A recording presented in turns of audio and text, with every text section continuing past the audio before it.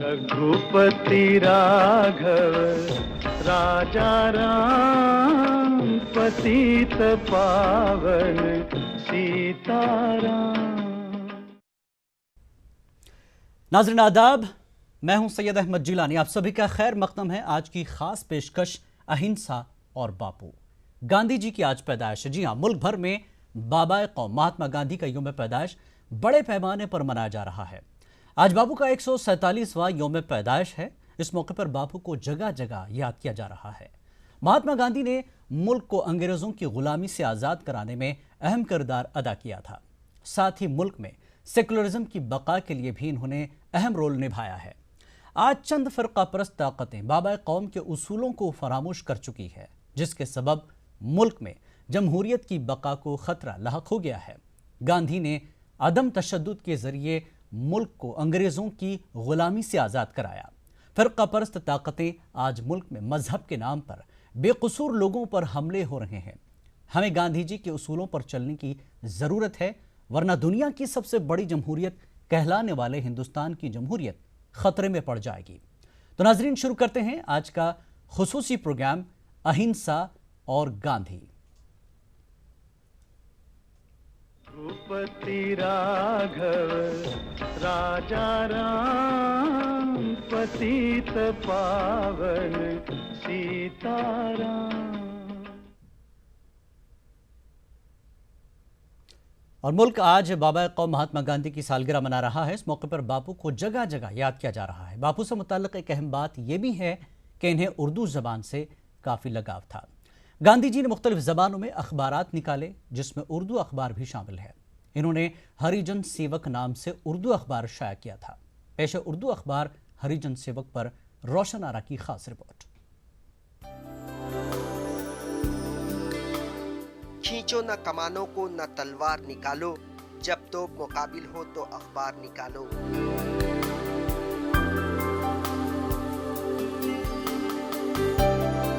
गांधी जी उर्दू के परस्तार रहे, इसकी शीरीनी उन्हें भाती थी। हिंदुस्तानी जबानों के गांधी जी हमेशा हामी रहे। यही वजह है कि उन्होंने गुजराती, अंग्रेजी और हिंदी के साथ साथ उर्दू जबान में हरिजन सेवक नामी हफ्त रोजा अखबार जारी किया। इस अखबार को निकालने का सबब बताते हुए नवजीवन प्रेस के ट्रस्टी कपिल रावल ने कहा कि गांधी जी जनूबी अफ्रीका से मुल्क वापस लौटने के बाद उन्होंने अवाम तक पहुंचने के लिए अखबार व दीगर जराए का सहारा लिया, जिसके जरिए उन्होंने हिंदुस्तानियों में आज़ादी की तड़प पैदा की। यहाँ हिंदुस्तान में मुझे जो काम करना है, यहाँ लोग में बहुत बिछड़े हुए हैं, उनको पूरी जानकारी नहीं है, स्वच्छता नहीं है, काफ़ी कुछ ऐसा है सुधार मांगता है। तो गांधी जी ने, और सबसे बड़ी बात अंग्रेजों के चुंगाल में से देश को छुड़ाने का, तो उसके लोगों को शिक्षित करने की जो आवश्यकता थी, उसके लिए सबसे बड़ा साधन पेपर। इस वक्त पत्रों का नाम हरिजन रखा। गुजराती में हरिजन सेवक, हरिजन बंधु, हिंदी में हरिजन सेवक और इंग्लिश में सिर्फ हरिजन। हाँ, उर्दू में भी हुआ था। हरिजन सेवक का पहला शुमारा 5 मई 1946 बरोज़े इतवार अहमदाबाद के कालूपुर में मौजूद नवजीवन प्रेस से शाये हुआ, जिसकी कीमत उस जमाने में 2 आना थी। गांधी जी के दुनिया से कूच कर जाने के बाद इनकी तालीमात और सियासी विरासत वो नजरियात पर बहुत तहकीकी काम हो चुके हैं और आइंदा भी होते रहेंगे, लेकिन हरिजन सेवक पर इस तरह से कोई जामे काम न हो सका जो इसका हिस्सा था।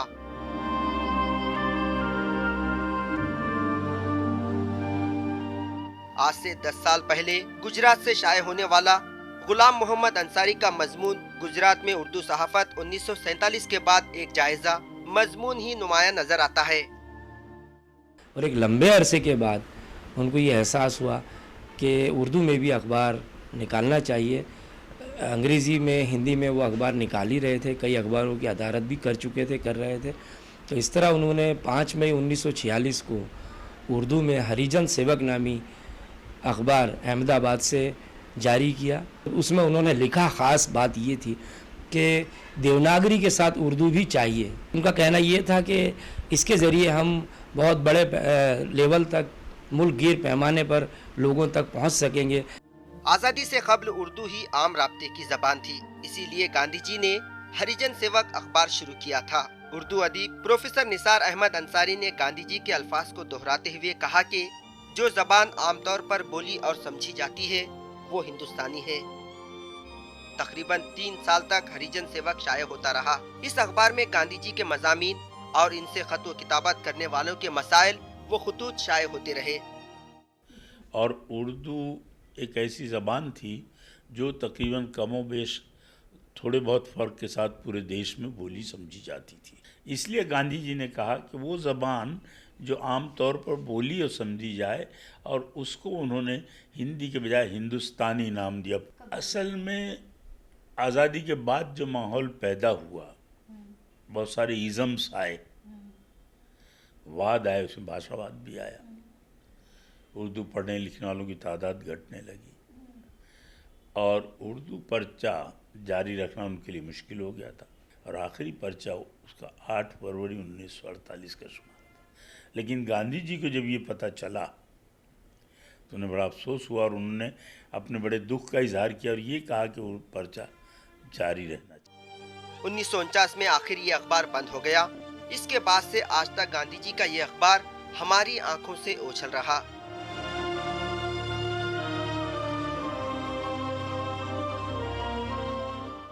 ईटीवी के लिए अहमदाबाद से रोशन आरा की रिपोर्ट। तो ये थी बापू की तस्वीर, कुछ झलकियों के साथ हमने आपको बताने की कोशिश की। और अब आइए इस पूरे मामले पर बात करते हैं, गांधी जी पर बात करेंगे। खैर हमारी इतनी औकात नहीं कि हम गांधी जैसी शख्सियत पर बात करें, लेकिन उनकी शख्सियत, उनकी सोच और देश को लेकर, मुल्क को लेकर वो क्या चाहते थे, इसको हम पेश करने की कोशिश करेंगे। हमारे साथ कुछ नौजवान भी हैं, पुनीत और बिलाल। पुनीत हमारे साथ जुड़े हुए हैं और बिलाल भी हमारे साथ स्टूडियो में मौजूद है। इसके अलावा दिल्ली से डॉक्टर दिलीप कुमार HOD शोबे सहाफत से और अहमदाबाद से रिजवान कादरी, चारों गेस्ट हमारे साथ मौजूद हैं। दिलीप कुमार साहब से मैं ये जानना चाहूँगा कि जिस तरह से आज हम गांधी जी को याद कर रहे हैं, अक्सर देखा जाता है 2 अक्टूबर आती है, हम गांधी जी को फूल पेश करते हैं, अकीदत पेश करते हैं, भूल जाते हैं। जब दौर था हिंदुस्तान की आज़ादी का, जो तहरीकें चली, जो कुछ ताउन गांधी जी का रहा, उस वक्त तो बिल्कुल जान देने वाले लोग गांधी जी के लिए तैयार थे, देश के लिए भी और गांधी के लिए भी। लेकिन आज हमें ऐसा लगता है कि हम सिर्फ गांधी जी को नाम से जानते हैं और तस्वीर पर फूल चढ़ाकर भूल जाते हैं आज के दिन को। उनकी सोच क्या सिर्फ आज़ादी की हद तक थी, या जब तक हिंदुस्तान ज़मीन पर कायम है तब तक गांधी की सोच कायम रहेगी? इसके लिए आज के देश को क्या करने की ज़रूरत है, डॉक्टर दिलीप कुमार?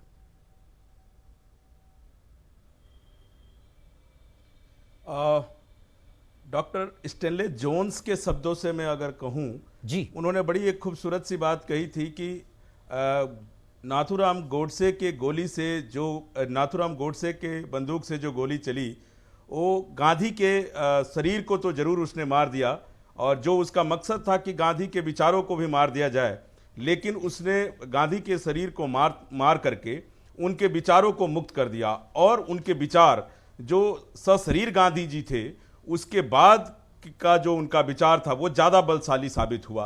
और कहीं ना कहीं ये जरूर हमें अभी उन दोनों में थोड़ी सी भिन्नताएं नजर आती है कि जो गांधी उस समय जिन सपनों को लेकर के चले थे और जिस सपनों के भारत के बारे में उनका अपना विचार था, वो सपनों के भारत क्या हम आज देख पाते हैं, या क्या उस अहिंसा, सत्याग्रह या प्रेम की भावना को आज हम सामाजिक समरसता में देख पाते हैं? ये जरूर एक धीरे धीरे प्रश्न चिन्ह लग रहा है। लेकिन गांधी के विचारों की बुनियाद इतनी मजबूत है कि हम कहीं ना कहीं से घूम फिर करके गांधी का सहारा लेते हैं। आज भी गांधी उतने ही प्रासंगिक हैं जितना पहले प्रासंगिक थे। ये जरूर है परिस्थितियां बदली है और कुछ हवाएं बदली हैं, लेकिन उन बदली हुई हवाओं के बीच में भी गांधी उतने ही हमें प्रासंगिक आज भी नजर इसलिए भी आते हैं क्योंकि किसी भी समस्या का समाधान अगर हम ढूंढते हैं तो उस समस्या का समाधान हमें गांधी के विचारों में ही पाने को मिलता है। हम गांधी को किस तरीके से समझते हैं, या जरूर ये हो गया है जैसे अब वर्तमान हमारी सरकार है या पिछले कई सरकारें जो हमारी रही है, उन्होंने गांधी के विचारों को माना है।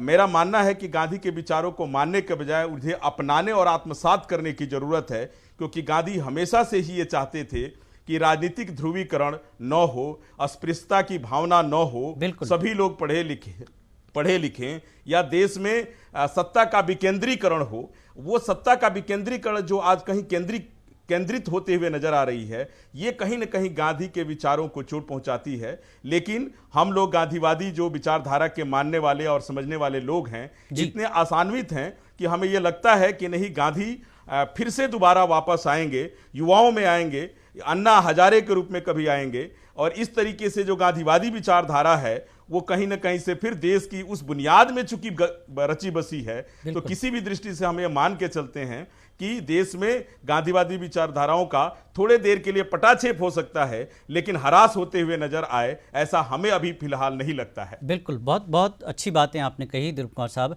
रिजवान कादरी अहमदाबाद से हैं। रिजवान कादरी, गुजरात और गांधी जी बहुत कुछ रिश्ता है, बहुत कुछ चीज़ें हैं, बहुत कुछ यादें हैं, तारीखदां हैं आप। तारीख के हवाले से अगर हम बात करें, गुजरात और गांधी जी, अहिंसा, आज हमने चुना है मौजू अहिंसा और बापू। मुल्क के हालात आपके सामने हैं, बापू जी को आप पढ़ चुके हैं, तारीखदां हैं आप, कैसे देखते हैं आज के दिन को और बापू के उस हिंदुस्तान को? 100 साल हुए महात्मा गांधी जी को हिंदुस्तान लौटे। 1915 में जब गांधी जी हिंदुस्तान लौटे तब हिंदुस्तान बदल चुका था। साउथ अफ्रीका जब गांधी जी गए थे तब हिंदुस्तान अलग था। 1915 में जब वे लौटे तब हिंदुस्तान बदल चुका था जी। हिंदुस्तान की सूरत और सीरत दोनों बदल चुकी थी। आज़ादी का जो हमारा आंदोलन, आज़ादी का संग्राम जो चल रहा था, 1915 की साल हिंदुस्तान की राजनीति के लिए, हिंदुस्तान के आज़ादी के संग्राम के लिए एक टर्निंग पॉइंट साबित हुआ। और गांधी जी इंडियन नेशनल कांग्रेस के 1915 के इजलास के वक्त सब्जेक्ट कमेटी के इलेक्शन में सिर्फ 3 वोट उनको हासिल हुए थे, वे हार चुके थे। मगर उसके बाद उन्होंने एक नया अध्याय, एक नया चैप्टर शुरू किया और पूरा हिंदुस्तान का इतिहास एक गांधी युग के नाम से कहा गया। 1915 में उन्होंने इसी अहमदाबाद शहर में अपना पहला आश्रम कायम किया था। 20 मई 1915 को उन्होंने कोचरब एरिया में अपना आश्रम कायम किया। उस आश्रम का नाम उन्होंने क्या रखा? सत्याग्रह आश्रम। सत्य के मार्ग पे मैं चलूंगा। और उसी आश्रम से उन्होंने सोशल रिफॉर्म की शुरुआत की। उन्होंने एक नया बदलाव, जो हमारी प्राचीन आश्रम प्रणाली थी, उसको उन्होंने रिवाइव किया। इसी आश्रम में उन्होंने एक दलित फैमिली को एंट्री दी। लोगों के इतना सारा ऑपोजिशन के बावजूद वे अपने सिद्धांत पे अड़ग रहे और यहां से एक नया चैप्टर शुरू हुआ और एक रेवोल्यूशन अहमदाबाद से शुरू हुआ। और आप देखें अहमदाबाद की जो पहचान हुई है, वैश्विक पहचान हुई है, साबरमती के संत तूने कर दिया कमाल। एक नदी को वर्ल्ड लेवल पे पहचान मिली है तो वो महात्मा गांधी की वजह से। बिल्कुल, बहुत अच्छी बातें आप दोनों मेहमानों ने की। हमारे साथ 2 मेहमान और भी हैं, नौजवान हैं, बिलाल बाली और पुनीत मिश्रा। पुनीत मिश्रा, युवा हैं आप, उस वक्त के हिंदुस्तान को और आज के हिंदुस्तान को कैसे देखते हैं? आपने गांधी जी के हिंदुस्तान को सिर्फ पढ़ा है। बिल्कुल जी, देखिए, गांधी जी का हिंदुस्तान कैसा था हमने किताबों में ही पढ़ा है। और जब हम किताबें पढ़ते थे तो हमको ये बताया जाता था कि महात्मा गांधी हमारे राष्ट्रपिता हैं। महात्मा गांधी ने बहुत सारा संघर्ष किया, सत्याग्रह क्या होता है बचपन में शायद केवल पढ़ा था हम लोगों ने। उसके बाद धीरे धीरे जब हमने ग्रेजुएशन किया तब हमको समझ में आया कि सत्याग्रह के कितने अलग अलग तरीके उन्होंने, और सत्याग्रह एक वैज्ञानिक तथ्यों के आधार पर उन्होंने सत्याग्रह को डिफाइन किया था। लेकिन एक चीज़, जब हम आज तक आते हैं और हम ये देखते हैं कि महात्मा गांधी को लेकर क्या कुछ चल रहा है। आज ही की मैं बात बताता हूँ आपको कि आज मैंने फेसबुक में देख रहा था, उसमें मार्कंडेय काटजू साहब का एक किसी ने शेयर कर रखा था। काटजू साहब उसमें लिखते हैं कि महात्मा गांधी असल हीरो नहीं थे, वो क्रांतिकारियों को असल हीरो बताते हैं और महात्मा गांधी को असल हीरो नहीं बताते हैं।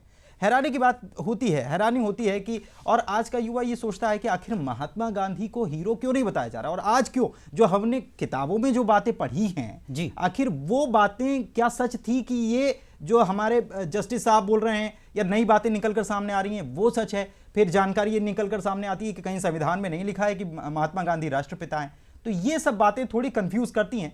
लेकिन फिर भी युवा, हम ये मानते हैं, और ख़ासतौर पर मैं ये मानता हूँ कि युवा जो हैं वो इस बात पर भरोसा करते हैं कि जी हाँ, सत्याग्रह से किसी चीज को हासिल किया जा सकता है। और आज 2 तारीख है और आज हम महात्मा गांधी को याद नहीं कर रहे हैं, साथ ही साथ स्वच्छता अभियान को भी हम उसका पालन कर रहे हैं, लोग साफ सफाई कर रहे हैं। दिखावा होता है, लेकिन उसके बावजूद हम ये देखते हैं कि कहीं ना कहीं एक मैसेज जो महात्मा गांधी ने देने की कोशिश हमको की है जी, कुछ युवा जो हैं उसकी तरफ आगे बढ़ रहे हैं। और अगर यही स्पीड रही तो निश्चित रूप से महात्मा गांधी के सपनों का भारत जो है वो बन पाएगा, हमें ऐसा लगता है, लेकिन कोशिश हम ही करनी होगी। बिल्कुल, क्योंकि युवा है आप। बिलाल बाली, आपका ताल्लुक भी कश्मीर से है, जिस तरह के हालात कश्मीर में हैं, हिंदुस्तान, गांधी जी, जैसा कि पुनीत ने भी कहा कि उस वक्त का हिंदुस्तान और आज के हिंदुस्तान में काफ़ी बदलाव आया है, लेकिन जो चीज़ें गांधी जी ने कही थी वो चीज़ें आज हो रही हैं, लेकिन उसका नाम और उसकी शक्ल बदली है। क्या कहेंगे आप?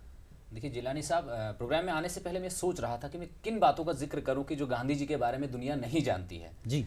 यहाँ पर आज हमें देखना होगा एक चीज़ को कि दुनिया भर में, पूरे आलम में, हम हिंदुस्तान की बात या कश्मीर की बात नहीं करना चाहेंगे यहाँ पे जी, पूरे आलम में, और इस चीज़ को एक्सेप्ट भी किया गया है, यूएन ने एक्सेप्ट किया है कि मतलब वर्ल्ड पीस डे के तौर पे आज के दिन को हम मनाएंगे। बिल्कुल। बात यहाँ पे आती है कि पूरे आलम में आज तशद्दुद का इतना आलम है, दहशतगर्दी इतने हद तक बढ़ रही है कि एक आम इंसान सुबह घर निकलने से पहले सोचता है कि क्या पता मैं शाम को घर लौटूंगा वापस या नहीं लौटूंगा। तो इन चीज़ों में गांधी जी की उन बातों, गांधी जी की मतलब अहिंसा हमने सुना है या सत्याग्रह सिर्फ सुना है, हमने उसको जिया नहीं है। बात है कि उनको पढ़ने की और उनको समझने की बेहद ज़रूरत है। आज उन्होंने कहा था कि मतलब अगर आप चेंज देखना चाहते तो सबसे पहले अपने आप को बदलो आप। उस वक्त जब आज़ादी का दौर चल रहा था, गांधी जी की जदोजहद आज़ादी में वो उन्होंने हिस्सा लिया था जी। उस वक्त चाइना में मतलब मार्क्स थ्योरी पे एक वहाँ पे एक कॉन्सेप्ट आया था कि freedom flows on the barrel of the gun, मतलब हमें अगर आज़ादी हासिल करनी है तो गन के बैरल के हिसाब से आज़ादी। लेकिन गांधी जी ने प्रूव कर दिया कि हम अहिंसा को छोड़ के हम अदम तशद्दुद के जरिए ही आज़ादी को हासिल कर सकते हैं। तो ये चीज़ को आज के वक्त में बेहद ज़रूरी है कि इसको इम्प्लीमेंट किया जाए, इस चीज़ को समझा जाए। बिल्कुल। और कहीं हद तक यूथ समझता है कि हमें फ़र्क, पहले पुनीत साहब ने जैसे कहा कि जब बचपन में हम लोगों ने पढ़ा कि गांधी जी देश के राष्ट्रपिता थे, उनके बारे में पूरी चीज़ें पढ़ी, लेकिन जो जो हम मैच्योर होते गए और हायर एजुकेशन की तरफ आते गए तो वहाँ पे कन्फ्लिक्ट दिखता गया। एक सोच हमें ये बता रही कि वो नहीं थे और एक सोच बता रही कि वो आज़ादी, जदोजहद आज़ादी के हिस्सा रहे थे, तो वहाँ कन्फ्यूजन आ जाती है। लेकिन हमें उस कन्फ्यूजन, एक पॉलिटिकल वो हो जाता है, पॉलिटिकल थ्योरी आ जाती है कि कौन सोच हमें कहाँ की तरफ लेके जाती है। हमें उस चीज़ को समझना है। हमें गांधी जी ने जो अपनी किताबों के जरिए हमें पैगाम दिया, उनकी मतलब जो हयात ज़िंदगी के बारे में हम पढ़ के अगर उन चीज़ों को समझेंगे जी, और आज इस दुनिया में, कश्मीर में चाहे या हिंदुस्तान में या आलम में, गांधी जी की उस फिलॉसफी को मानने की बेहद ज़रूरत है ताकि दुनिया भर में अमन को कायम किया जाए। और मैं यहाँ पर एक जिलानी साहब एक बात और मैं यहाँ पर, चूंकि आज हम चर्चा कर रहे हैं प्रासंगिकता क्या है गांधी जी की आज के दौर में, आज के भारत में, आज के हमारे मुल्क में गांधी जी कितने प्रासंगिक है, ये सवाल आज क्यों है? ये सवाल हमको ये समझना होगा कि ये सवाल जो है वो केवल और केवल उन पॉलिटिकल लीडर्स की वजह से है जो गांधी जी को मानते तो हैं लेकिन केवल अपने फायदे के लिए, और जब उनका फायदा हो जाता है तो वो भूल जाते हैं। और यही वजह है कि आज हमको इस बात पर चर्चा करनी पड़ती है कि गांधी जी की प्रासंगिकता क्या है, कितने वो हमारे लिए इंपॉर्टेंट है। महात्मा गांधी, राष्ट्रपिता, बापू, हम सब याद करते हैं, लेकिन आखिर ऐसी जरूरत क्या है? क्या हम साल भर तक हम उनको याद नहीं रख सकते? लेकिन ये केवल, मुझे ये लगता है कि राजनेताओं की वजह से दिग्भ्रमित या जो इधर उधर माइंडसेट लोगों का बिगड़ा है वो केवल पॉलिटिकल लीडर्स की वजह से। बिल्कुल, बहुत अच्छी बातें हुई हैं। हम चारों मेहमानों से यही गुजारिश करें कि आप चारों मेहमान हमारे साथ जुड़े रहें। हम एक ब्रेक लेंगे, ब्रेक लेने के बाद आएंगे तो वापस बात करेंगे गांधी जी ने और क्या कुछ कहा देश के लिए। अहिंसा और हिंसा के बीच का जो फर्क गांधी जी ने कई मौकों पर बताया। जब भी मुल्क में हालात खराब रहे, आज़ादी के वक्त भी, तब लोगों से उन्होंने हिंसा और अहिंसा को बहुत अच्छे से समझाया। आप कैसे देखते हैं आज के इस हिंदुस्तान में भी हिंसा और अहिंसा के बीच झूल रहा है हिंदुस्तान? दिलीप कुमार साहब। देखिए, गांधी के विचारों को जिस तरीके से हम लोग समझने की कोशिश कर रहे हैं, मुझे लगता है कि थोड़ा गहराई में जाने की जरूरत है, क्योंकि गांधी हमेशा से मानते थे कि पहले अपने विचारों की शुद्धि करो। विचारों की शुद्धिकरण का मतलब प्योरिटी इन थॉट्स अगर आपके अंदर नहीं है तो वो सारी चीजें जो आप बाहर से देख रहे हैं, अभी कुछ हमारे युवा मित्र जो कह रहे थे कि जो विश्व में हिंसा का परिदृश्य है उसमें गांधी ज्यादा रिलेवेंट हो जाते हैं। गांधी ज्यादा रिलेवेंट हो जाते हैं या गांधी है रिलेवेंट हो जाने की जो प्रक्रिया है या ऑलरेडी गांधी प्रक्रिया में शामिल हैं, इन दोनों में फर्क करने की जरूरत है। क्योंकि गांधी ये कहते हैं कि गांधी गांधीवाद जो है वो व्यक्तिगत तौर पे कोई विचारधारा नहीं है। गांधीवाद स्वयं से निकली हुई एक ऐसी विचारधारा है जो स्वयं को संतुष्टि देती है। मानसिक तौर पे आप संतुष्ट कब होते हैं? जब आप कभी भी कहीं पर भी कहीं हिंसा होते हुए देख नहीं पाते। आप समझते हैं कि जो दूसरों के साथ हिंसा हो रही है कहीं ना कहीं मैं उसमें शामिल हूं। जब अपने लिए जो व्यवहार आप उम्मीद करते हैं वो दूसरों के प्रति भी वैसा ही अगर व्यवहार आप उम्मीद करें तो हिंसा की कहीं ना कहीं जो प्रक्रिया जो आज दिखाई दे रही है देश में वो दिखाई नहीं देगी। गांधी दूसरे तरफ ये भी कहते हैं, या गांधी की विचारधारा को मानने वाले लोग ये कहते हैं कि उसमें एक जो लंबी उछाल जो एक देश के पूंजीपति वर्ग लोग ले रहे हैं, वो कहते हैं अपरिग्रह की एक अपरिग्रह नाम का एक शब्द देते हैं। उसमें लिमिट से ज्यादा धन आपको अर्जित नहीं करना। आपके जीविकोपार्जन से ज्यादा अगर आप धन उपार्जित करते हैं और स्वयं के ऊपर वो खर्च करते हैं तो वो कहीं से प्रासंगिक नहीं है। हिंसा वहीं से प्रारंभ होती है। एक पीड़ित शोषित वर्ग जो आज का परिदृश्य दिखाई दे रहा है वो इसलिए दिखाई दे रहा है कि कुछ लोग सामाजिक जो सरोकार रखने वाले जो बड़े रसूख वाले लोग हैं उनका जो संचित धन है, उनकी संचित धनों की जो मात्रा है वो बहुत ज्यादा है, और कुछ जो शोषित पीड़ित वर्ग के लोग हैं उनको खाने के लिए नसीब नहीं हो रहा है। बहुत सारी समस्याएं भुखमरी की है इस देश में। आप आजादी के 65 साल के बाद गांधी जी उस समय आर्थिक स्वराज की बात करते थे। वो कहते थे कि वो राजनीतिक तौर पे वो राज्य की कंसेप्ट को नहीं मानते थे, राज्य की विचारधारा को नहीं मानते थे। वो कहते थे कि राज्य अगर होगा तो वहां पर दबंग और समाज के जो रिचेस्ट क्लास के जो लोग हैं वो राजनीति को करेंगे। तो कहते थे कि राज्य नाम का कंसेप्ट नहीं होना चाहिए, वहां पर सेवा भाव की कंसेप्ट होना चाहिए। आर्थिक विकेंद्रीकरण की बात गांधी जी उस समय करते हैं, लेकिन आज आर्थिक विकेंद्रीकरण नहीं हो रहा है। कहीं ना कहीं हमें इस पर सोचने की जरूरत है। दूसरा जो हिंसा का एक आज दौर चल रहा है, गांधी को लोग इंडोर्स जो करने वाले लोग हैं, बड़े हैरानी की बात है कि गांधी की जो इंडोर्स करने वाले लोग हैं उनके विचारधारा को नहीं मानते। जो हमारे पॉलिटिकल क्लास के लोग हैं जो आए दिन कहीं ना कहीं किसी मीटिंग में किसी सभाओं में गांधी को इंडोर्स कर रहे होते हैं, वो गांधी के जो सुचरित्र है या बिल्कुल गांधी जी का इंसानियत और खिदमत, ये जज्बा अहम था। इन्होंने इसी को आगे बढ़ाया। दिलीप साहब, बहुत अच्छी बातें आपने कही। रिजवान हमारे साथ हैं। रिजवान कादरी, अहिंसा और हिंसा के बीच के जो फर्क दिलीप साहब ने भी कहा है, इस वक्त मुल्क में इत्तेहाद की बातें चल रही है। मुल्क टूटा नहीं था, मुल्क आज भी एक है, लेकिन कहीं ना कहीं खलिश दीवारें खड़ी करने की कोशिशें की जा रही है। अगर हम इस इत्तेहाद की बात करें सारे कौमों के बीच, तो उस अहिंसा और हिंसा के फर्क को आप गांधी जी के हवाले से आज के हिंदुस्तान को क्या मैसेज देंगे? रिजवान कादरी।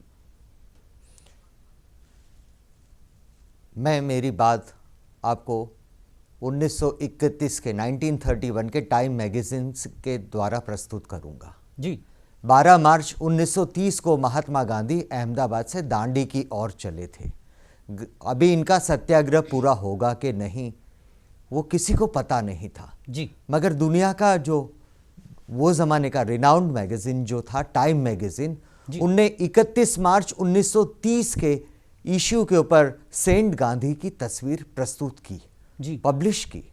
मगर 1930 का वो दौर था, तब हिटलर का उदय हो चुका था, मुसोलिनी का उदय हो चुका था। दुनिया के अंदर डिप्रेशन वर्ल्ड की मंदी चल रही थी। उस दौरान किसी एक व्यक्ति की पसंद करना था, एक व्यक्ति को पसंद करना था और उसे मैन ऑफ द ईयर का टाइटल मिलना था।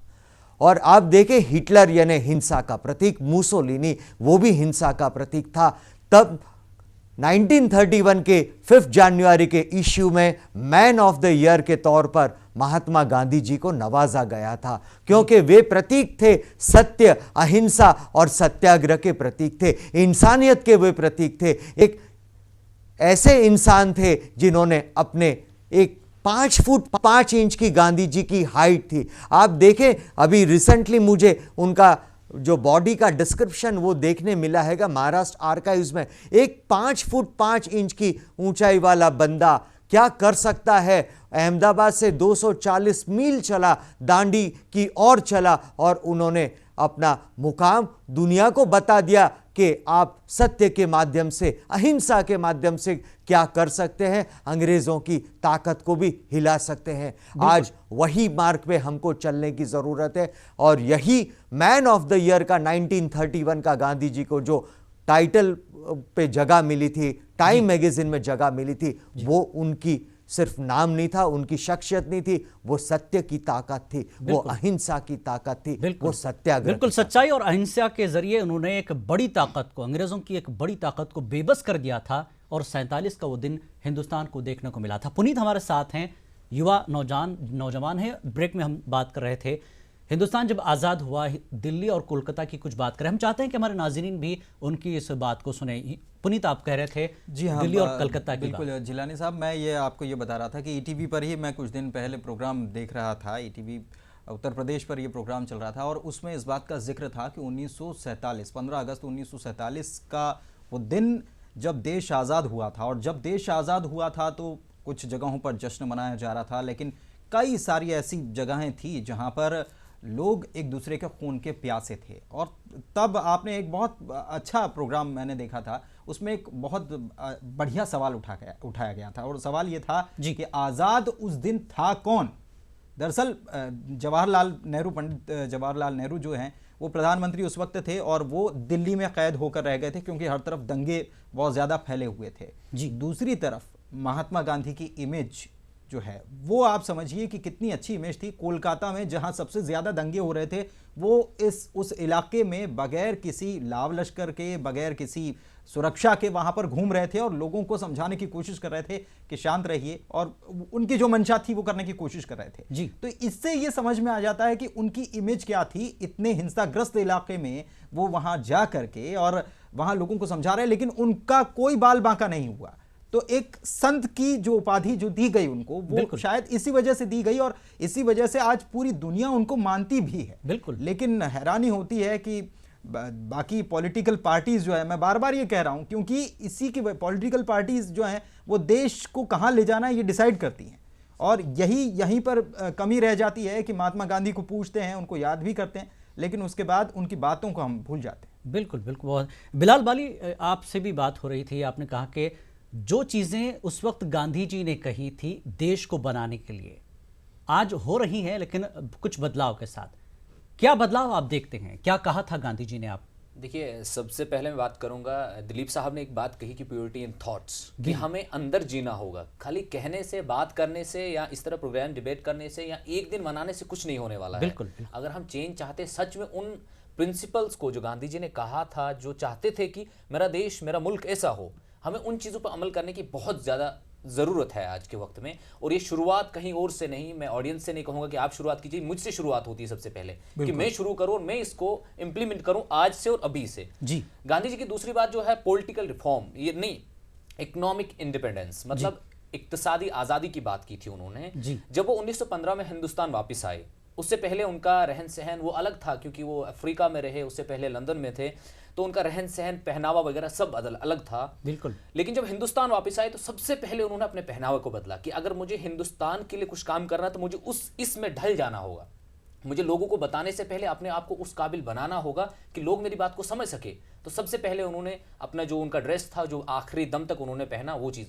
और उन्होंने आज अगर हम बात कर रहे हैं कि मेक इन इंडिया की बात कर रहे हो, गांधी जी ने उस वक्त कह दिया था ये सब चीज़ें जी, कि हमें स्वदेशी चीज़ें बनानी होंगी, देश में बना के उनको आगे बढ़ाना होगा। और अंग्रेज़ों की जो इक्तिसादी हालत थी वो हिल गई थी उस वक्त, जब गांधी ने इन चीज़ों को अपनाया और लोगों से अपील की कि तुम अपने मुल्क में सब चीजें बनाइए, अपनी चीजें पहनिए। खादी का कॉन्सेप्ट जो भी था, गांधी जी खुद जो चरखा काट के अपने ड्रेस खुद पहनते थे। तो ये चीजें देखिए कहां से शुरुआत होती है, शुरुआत हमसे होती है। बिल्कुल। हम आज एक पॉलिटिकल डायस पे जाके अगर भाषण दे दे, या पॉलिटिकल ये टीवी डिबेट में अगर हम कह दे कि ऐसा ऐसा गांधी ने कहा था, मुझे नहीं लगता कि ये कारआमद होगा। कारगर वो चीज होगी कि हम कब इस पर अमल करना शुरू, अमली तौर पर करेंगे, बिल्कुल अमल करना शुरू होगा।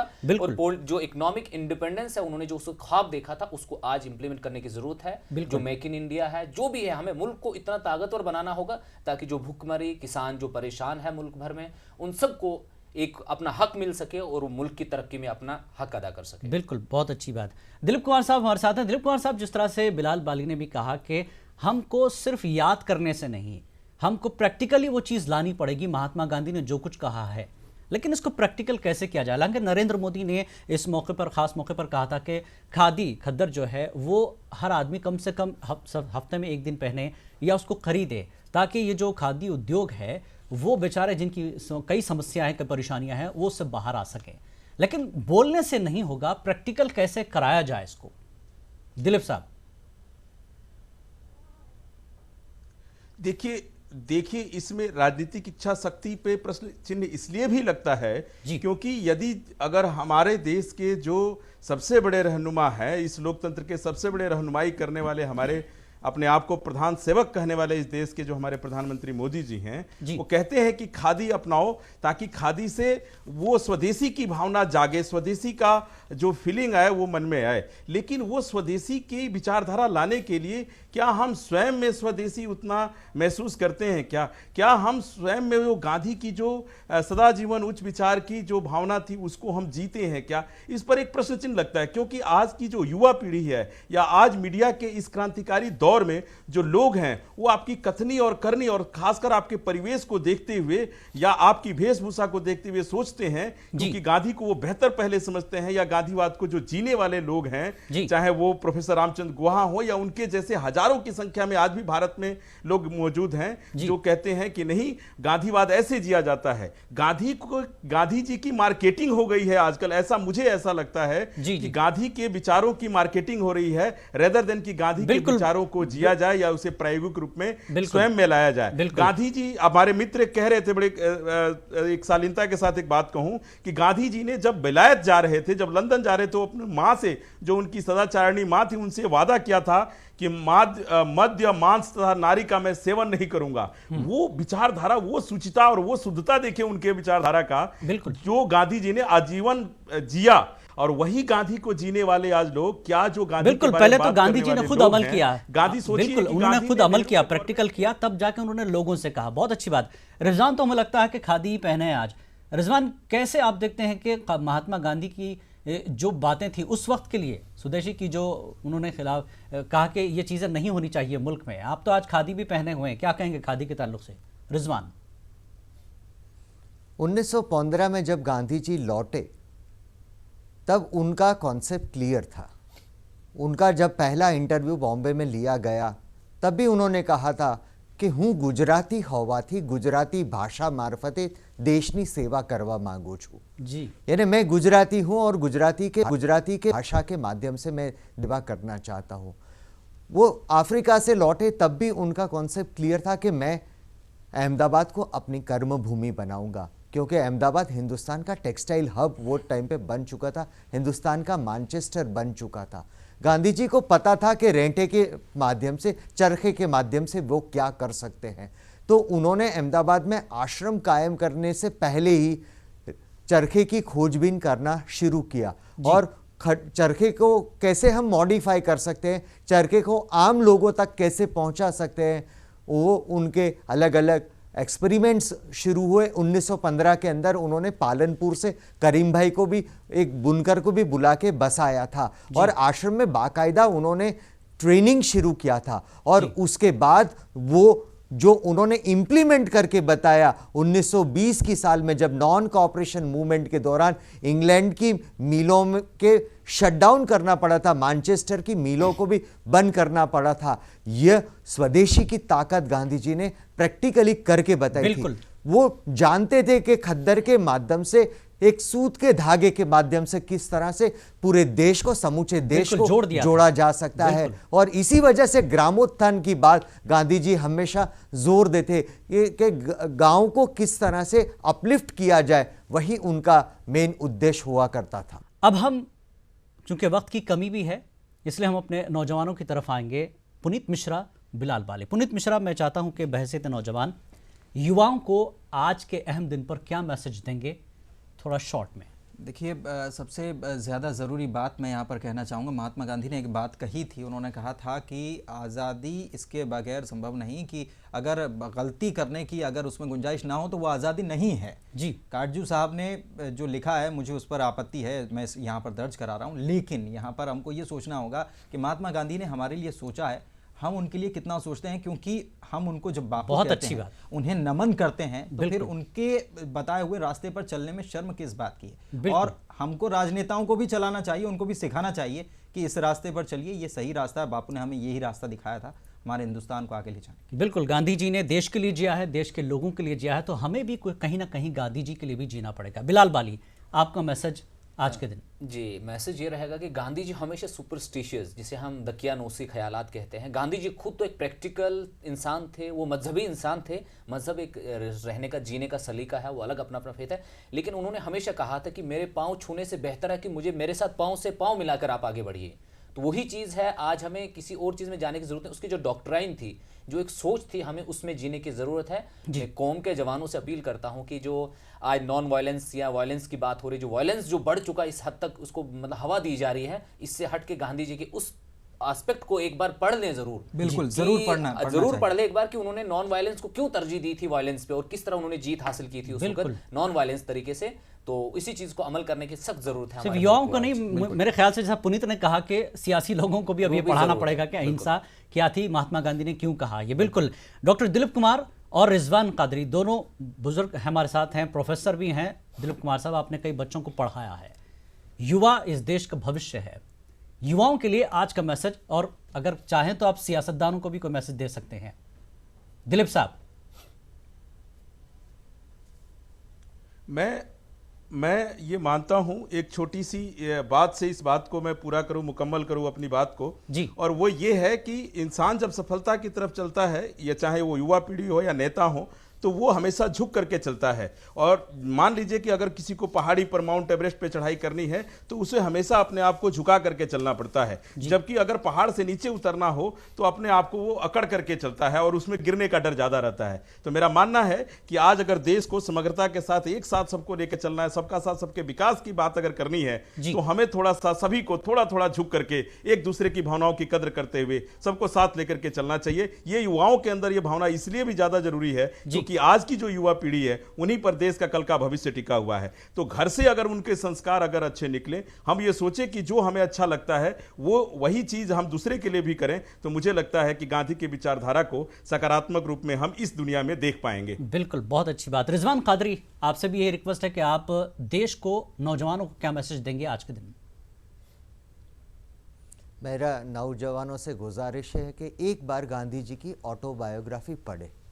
जी, गांधी क्या है, गांधी के विचार क्या है, तो उसका उनको अंदाज़ा आएगा और उनको ख्याल आएगा कि गांधी क्या है, मैन ऑफ द मिलेनियम के तौर पे उनको क्यों नवाजा गया है। तो ये ज़रूर से पढ़ा जाए। जी बिल्कुल, बहुत अच्छी बात है। बहरहाल चारों मेहमान, चाहे वो नौजवान हो, प्रोफेसर हो, रिजवान कादरी, एक ही मैसेज यहाँ से निकला कि गांधी जी को पहले पूरी तरह से देख लें, पढ़ लें, समझ लें, फिर उसके बाद अप्लाई करें कि देश आप कैसे बनाना चाहते हैं, मुस्तकबिल का हिंदुस्तान कैसे देखना चाहते हैं। जैसा कि बाली ने भी कहा और पुनीत ने भी कहा कि पहले प्रैक्टिकल हो जाए, प्रैक्टिकल खुद में करें, जैसा कि गांधी जी ने भी खुद कहा था कि पहले खुद प्रैक्टिकल हो जाइए, उसके बाद फिर मैसेज दीजिए। तो आज का हमारा मैसेज तो यही है कि अहिंसा के साथ जो गांधी जी के जो उसूल थे, जो बातें थी, उसको समझने की ज़रूरत है और उस पर अमल करने की ज़रूरत है। आप तमाम मेहमानों का इस खास मौके पर हम पूरी टीम के साथ शुक्रिया अदा करते हैं और हम भी उम्मीद करते हैं कि एक बेहतर मुस्तकबिल के लिए, बेहतर हिंदुस्तान के लिए हम गांधी जी की बातों पर ज़रूर अमल करेंगे और आगे बढ़ेंगे। फिलहाल हमको बताएंगे कि मेरठ शहर की खासियत उसकी तारीखी अहमियत से वाबस्ता है। मेरठ ने अपनी तारीख में कई अहम शख्सियात की यादों को सजो कर रखा। ऐसी ही एक अहम शख्सियत है मोहनदास करमचंद गांधी। पेश एक रिपोर्ट।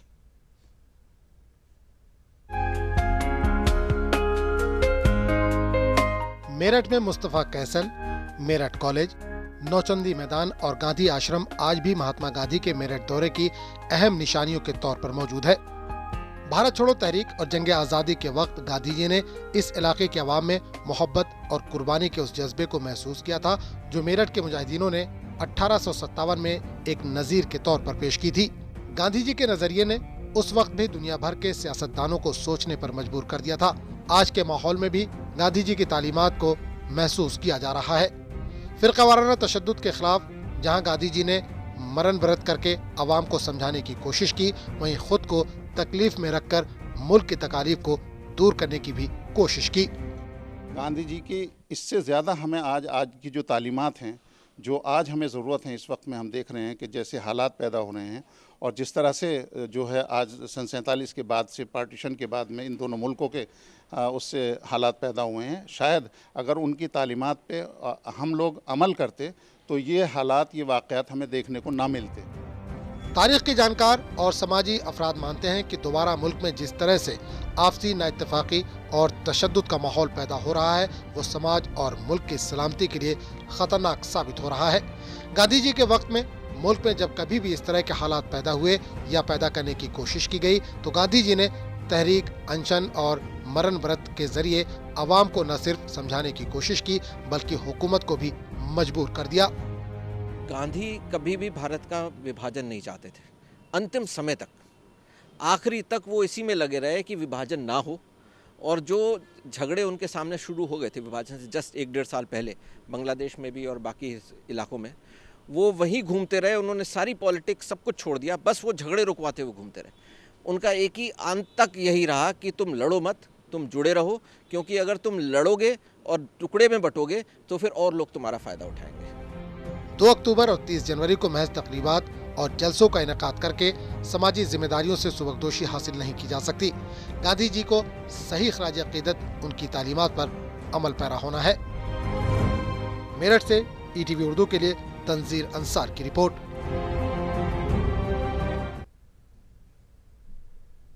जी हां, बाबा कौम महात्मा गांधी अपनी बुलंद व बाला शख्सियत की वजह से हिंदुस्तान ही नहीं दुनिया के बड़े रहनुमा तस्लीम किए जाते हैं। महात्मा गांधी के सियासी नजरियात, फलसफियाना ख्यालात, अदम तशद्दुद पर मबनी नजरिया हयात ने इन्हें हमेशा के लिए जादवा बना दिया।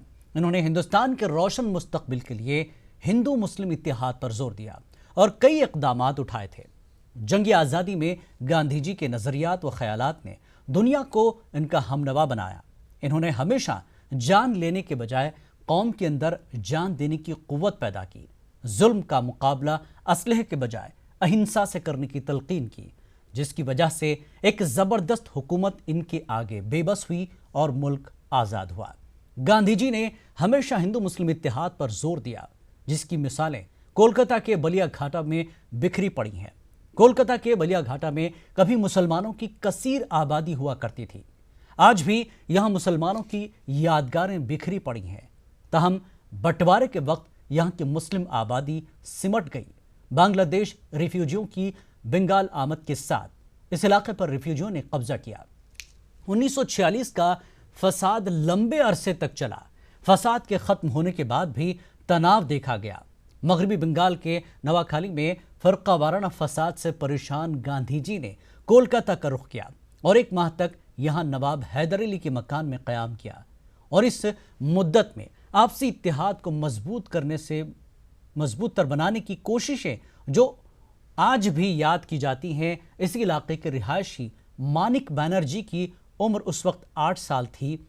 कई धुंधली यादें आज भी इनके जहन में महफूज हैं। इनके मुताबिक उस वक्त गांधी जी के इत्तेहाद के पैगाम पर दोनों फ़िरक़े के लोगों की जानिब से खैर मकदम किया जाना और इस पर कायम रहना अपने आप में एक मिसाल है।